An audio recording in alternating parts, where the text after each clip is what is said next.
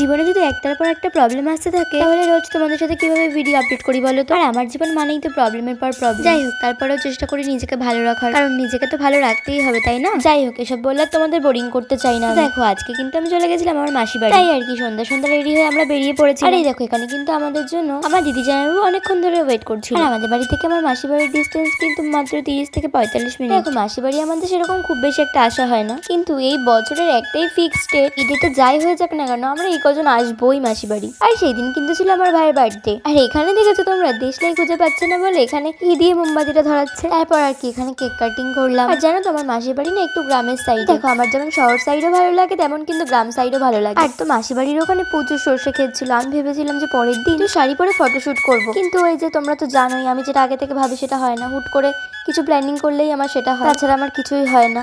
আর এদিকে দেখো, তোমাদের সাথে কথা বলতে বলতে ওদিকে রান্নাও কমপ্লিট হয়ে গেছে। আর এখানে আমি, আমার দিদি আর জামাইবাবু বসে গেছিলাম। আর ও তো বলছে তুই আমাকে দেখাস না, আমাকে দেখাস না।